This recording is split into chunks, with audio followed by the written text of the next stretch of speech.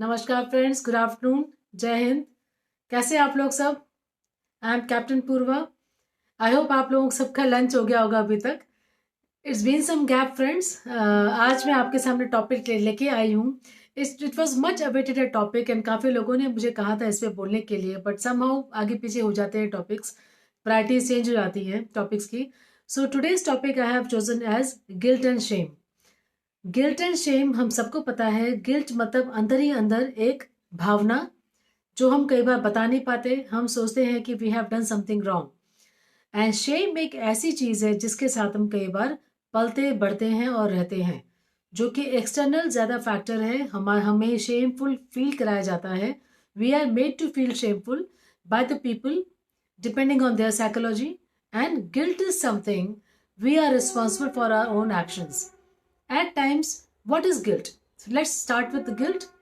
Guilt सबसे पहले क्या चीज है? गिल्ट मतलब अंदर ही अंदर एक भावना जो आपको बोले जाए कि हम गलत हैं, हमने गलती की है ना? इसका हिंदी में यही बोलेंगे आई थिंक, मेरे ख्याल से।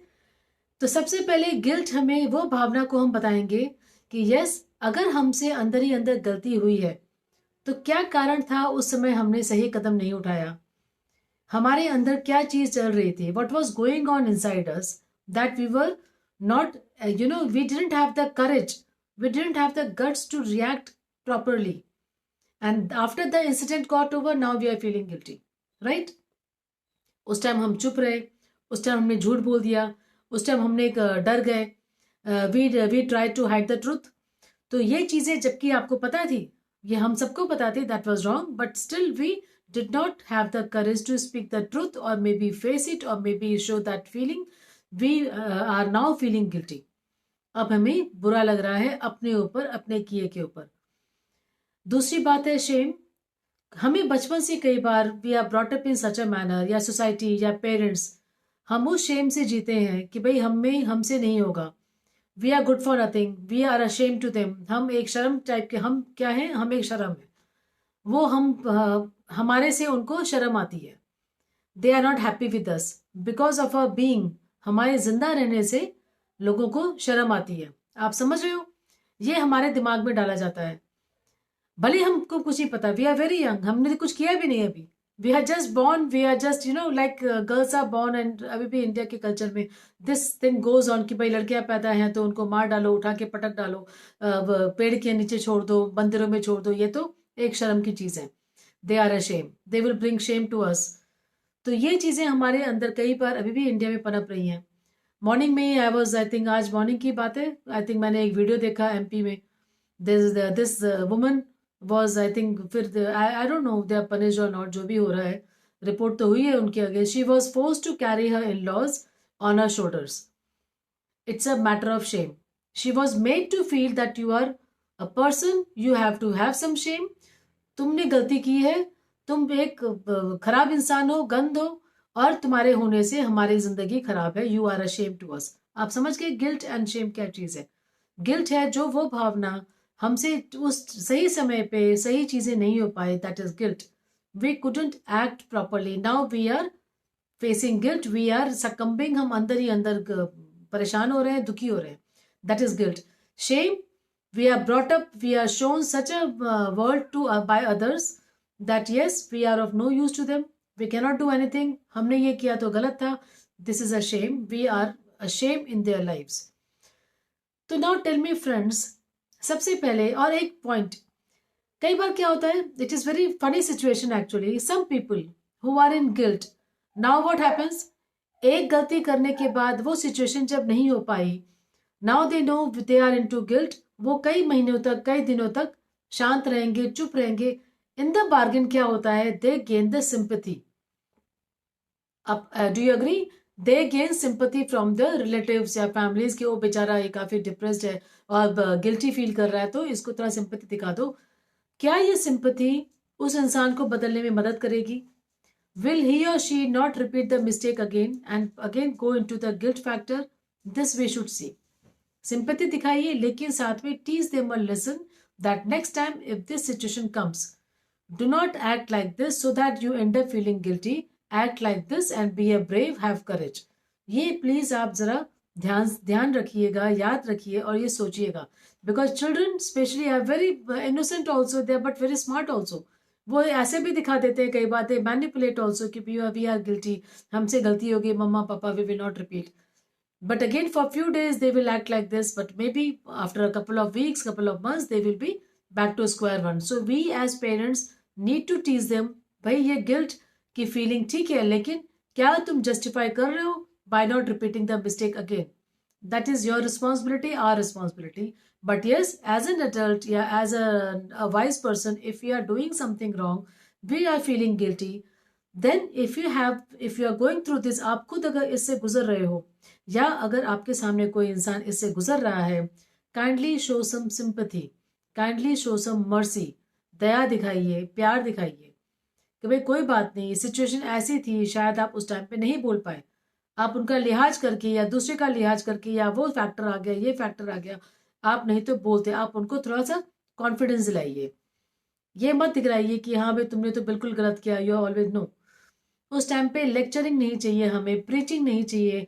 अपने आप को रखिए उस टाइम पे, उस सिचुएशन में. How would you have understood the thing if somebody is showing some support to you? आपको अच्छा लगता ना? Otherwise friends, you know what happens if a person is into guilty, he और she goes into depression and then may might end up committing suicide. ये याद रखिएगा. तो एक जिंदगी है जो कई बार शुरुआत भी होती है, खत्म भी हो सकती है किसी भी कारण से. तो समझिएगा, if somebody in your society, in your locality, in your family is going through this guilt factor, hold the hand, support him or her, show the confidence that yes we are with you, don't worry, next time ऐसा नहीं होगा. और ये situation ऐसे हम लोग avoid कर सकते हैं. उनको थोड़ा सा विजडम दीजिए, उनको थोड़ा समझाइए, उनको गाइड करना है. That is your part of duty. So that was about guilt and Shem. It's a lengthy actually topic, but yes, I would like to discuss this much about it today. Guilt basically, याद रखिए, as I'm repeating the whole thing again, guilt हम लोग तब feel करते हैं when we are not in control of the situation. उस time पे हम सही कदम नहीं उठा पाए. Whatever we were supposed to do, हमने किसी को मरते हुए छोड़ दिया, किसी को तड़पते हुए छोड़ा, भूखा छोड़ दिया, whatever. बाद में हमें रिपेंट हो रहा है, हमें क्या बोलूँ मैं, दुख हो रहा है अंदर से, हम लोग परेशान हो रहे हैं, दैट इज गिल्टी. और please share this feeling with some counsellors, some professionals who can come make you help you come out of guilty. I remember one client came to me long back, a young boy. He said, ma'am, I cannot, drive in this road of the highway. From one place to another he was going, and highway से उसको जाना होता था. But for some reasons, कुछ दिनों से, कुछ महीनों से उसने वो हाईवे यूज करना बंद कर दिया. Because why? Because यहाँ पे उससे एक ऐसी गलती हो गई थी. He had committed some mistake with his girlfriend in that area, and then the villagers had noticed it, and वो बड़ा hue and cry, बड़ा scene create हुआ, and he was really feeling guilty about it, and वो बड़ा मतलब वो उसको बड़ा परेशान हो रहा था. This is how he came for counseling to me.